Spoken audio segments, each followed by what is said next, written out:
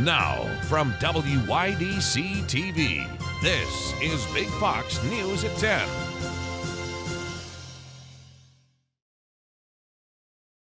Good evening, I'm Anna Manuel. The orchestra of the Southern Tier Finger Lakes is celebrating International Women's Day by hosting a festival honoring one of the greatest female composers. Our Maggie Hall spoke with orchestra members about the festival and celebrating women through the arts. It's the second day of Women's History Month.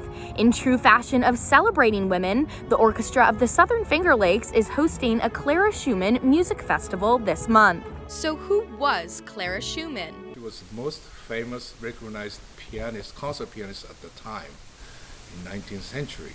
And that's very significant, that taking care of kids, but she was equally fantastic in the concert field, which was predominantly men's field. Yeah.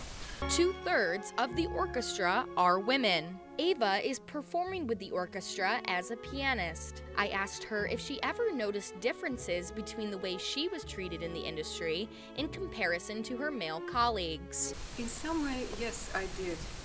And this is a very interesting question because it's the first time I was asked this.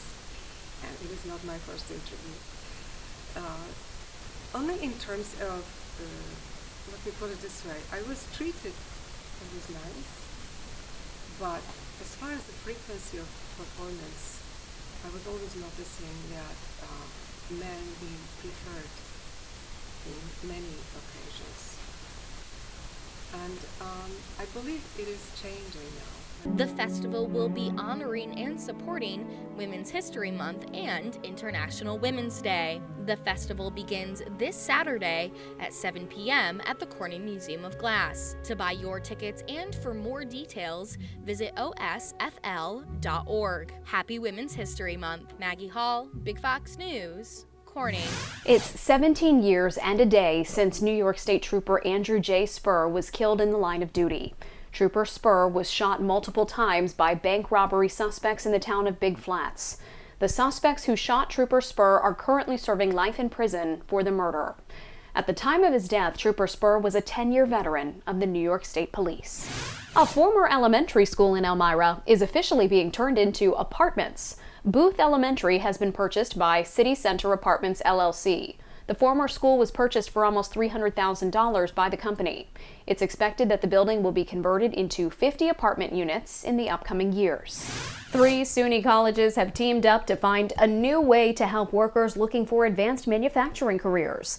Alfred State, Genesee Community, and Jamestown Community Colleges created WNYWorks.org. It's a new website to attract both high school graduates and current workforce members looking to advance their career paths. The program will let workers know what skills employers are looking for and how to develop those skills. Students from Corning Painted Post High School are turning old household items into new works of art. Big Fox's Josh Felberg was at the Corning Restore today to learn more about this Upcycled art competition. Students around the region are springing into creativity this year with a youth upcycle art competition being held by the Arts Council of the Southern Finger Lakes. The competition requires students to get creative and make an art project with items found from the Corning Restore. Students in Wendy Brubaker's sculpting class are taking part in the competition to learn more about conservation efforts. So taking an object that maybe has lived out its life as one purpose and reusing it instead of putting it in a landfill, figuring out how can I deconstruct this? What can I do to repurpose this? Students were each given $25 vouchers in order to pick out recycled pieces for their projects.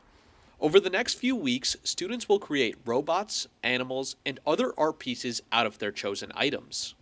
I'm actually going to build a duck, and I'm going to use these objects I found to make a duck. Students chose umbrellas, blenders, kitchen utensils, and more for their projects.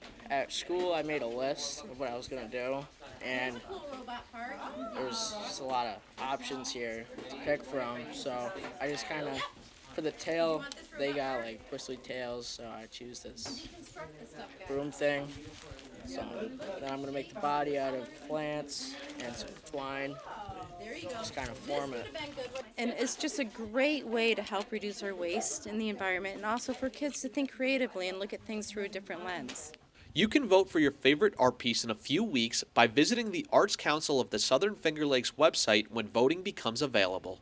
Josh Feldberg, Big Fox News, Corning. President Biden could be bracing for a big loss before the Supreme Court. He says he's not confident about his case to forgive hundreds of billions of dollars in student loans. Doug Luzader reports from Washington on what could happen next. On his way out the door at the White House yesterday, the president was asked about the prospects of his student loan forgiveness plan. Confident we're on the right side of the law, but I'm not confident about the outcome of the decision yet. Not confident because the court didn't appear convinced that the president has the authority to forgive up to $20,000 for millions of borrowers at a cost of nearly $500 billion. And the White House press secretary bristled when asked whether there was a plan B. No, I just said that's our plan. This is our focus right now is getting this done. The other option, getting Congress to sign off on the plan, just doesn't seem likely, with even some Democrats saying the idea of forgiving student loans isn't fair to others. I think that basically people that incurred the loan should pay them back, or they should be able to work with the government and somehow pay them back that way. But just forgiving them is wrong. Student debt has got to go. Make some noise. But the White House calculation here may be that win or lose, young voters will be motivated by the effort when it comes time to vote in 2024. I think it is important for people to understand and to think about what is actually at question here and who President Biden is fighting for. The cleanup continues at the site of a toxic train derailment in East Palestine, Ohio. It comes as the CEO of Norfolk Southern prepares to appear before a Senate committee. Garrett Tenney has more. Nearly a month after that toxic train derailment in Ohio, Norfolk Southern CEO Alan Shaw is preparing to face lawmakers. A Pennsylvania Senate committee delivered a subpoena for Shaw to appear at a hearing next Wednesday. The next day, he'll testify before the U.S. Senate. And on Thursday night, the EPA has ordered Norfolk Southern to attend a town hall meeting where East Palestine residents can speak with the company and federal officials. I know we need answers. I need answers to know how the doctors can help my children. Without those answers, our doctors don't know how to help our children. In the weeks since that massive blaze, residents reported having headaches, sore throats, and rashes, amongst other ailments. Federal and state officials are reassuring people that they're doing all they can to keep people safe. The EPA says it's conducted hundreds of home reentry screenings and continues to monitor air quality in the community. There have been no exceedances for residential air quality standards, and outdoor air quality remains normal. On Wednesday, Ohio Governor Mike DeWine returned to the spill site to get a first-hand look at the cleanup. He cautions residents that making the community safe again will not happen overnight. We're going to have to end up with a fund, and the railroad is going to have to establish that fund. That's the big concern that people have, is the long run. How are they going to take care of themselves? DeWine says it will take nearly 30,000 truckloads to remove all of the contaminants from the chemical spill. In Chicago, I'm Garrett Tenney, Fox News. Your complete forecast is next, plus this. Electrical stimulation in the upper spine could help stroke victims regain mobility in their arms and hands. I'm Marianne Rafferty with a look at the groundbreaking research coming up. Here's your local stock market update from Big Fox.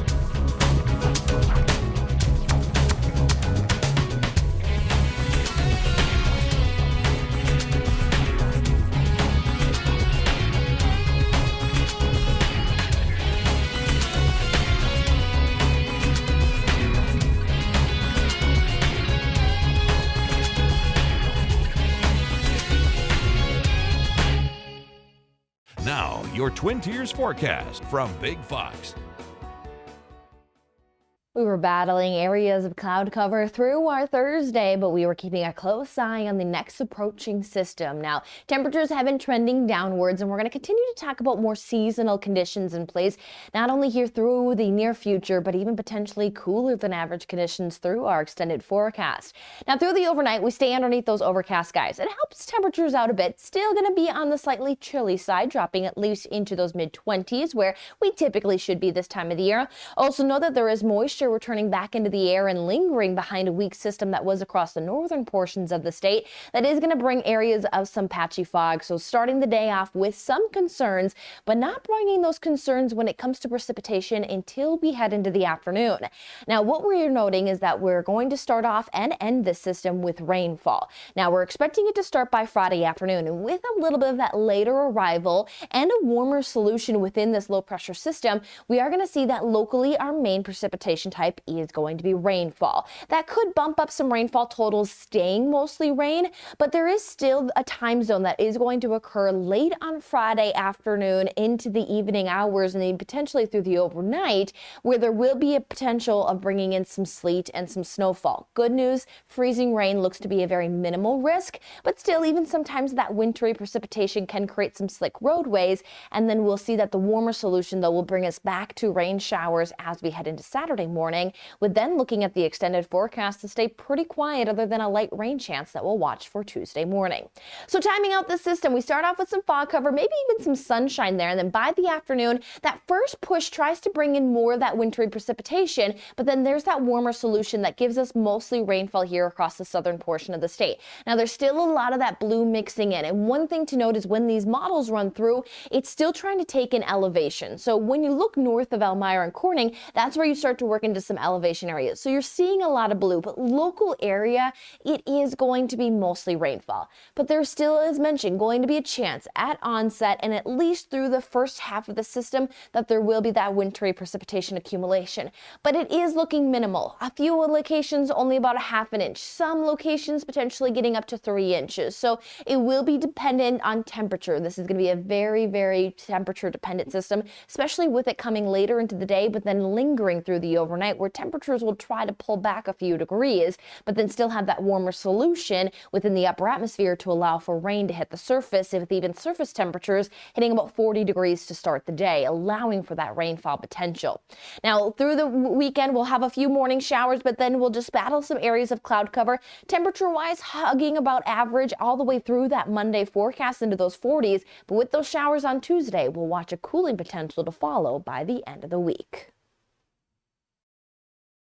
Strokes are one of the leading causes of paralysis in adults, according to the CDC, but innovative research is showing how electrical stimulation in the upper spine could help victims regain mobility in their arms and hands. Marianne Rafferty has a closer look. The results of a groundbreaking experiment are providing hope for stroke survivors suffering from a loss of mobility. Roughly 800,000 people in the U.S. have a stroke every year, according to the CDC. About half wind up with permanent muscle weakness and even paralysis. Heather Rendulic is one of them, losing most of the function in her left arm and hand. You don't realize how many things you need two hands for until you only have one good one. So she volunteered for a cutting-edge research project with staff from the University of Pittsburgh. Doctors implanted an electrical device in her upper back, which sent signals to the spot on her spinal cord responsible for controlling her arms and hands. And I let it go! As soon as the stimulation turned on, they are immediately able to do things they couldn't do before. They had me open and close my hands, and I was doing it in a way that I hadn't done since my stroke, and we all were in tears, crying. Previous studies used electric signals to trigger lower portions of a stroke survivor's spine to improve leg and foot function. But researchers say little work has been done to stimulate the upper spine and correct arm and hand movements because the process is more difficult. The electric device in Rendulic's back was only temporary, but with funding from the National Institutes of Health, researchers hope to advance their technology and work with more stroke survivors. Marianne Rafferty, Fox News.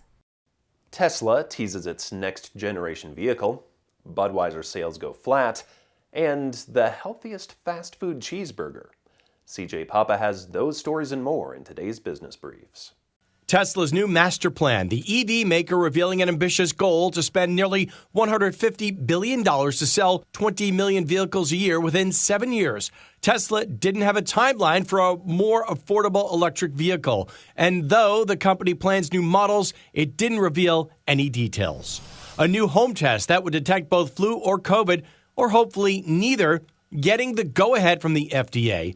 Lucira's Check It COVID-19 test getting emergency use authorization. It's the first over-the-counter combo rapid test. No prescription is required.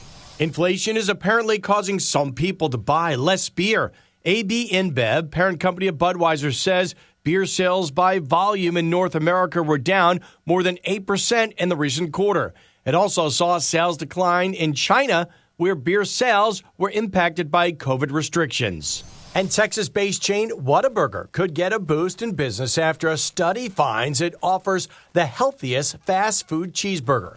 The survey, conducted by Gambling.com, analyzed burgers based on sugar, fat, salt, and calorie count. If you're a fan of Wendy's, their cheeseburger ranks last in the health category. If you don't have a Whataburger near you, In-N-Out coming in second, and Checkers cheeseburgers coming in third. That's business. I'm CJ Papa. Still ahead, the U.S. gender pay gap persists and significant progress hasn't been made in some 2 decades. The policies that some believe can be put in place to narrow the gap coming up. March is Women's History Month, celebrating the accomplishments of women around the world, but there's still work to be done to achieve gender equality when it comes to paychecks. Christine Russo has that story. The U.S. gender pay gap persists and hasn't made significant progress for nearly 2 decades. Not surprising for many. Women have been held down for centuries already in this country, and they continue to be. I think men might have to want their wives and sisters and daughters to get ahead, but I don't see it happening anytime soon. A new Pew Research Center study found that on average, women make about 82 cents for every dollar a man earns.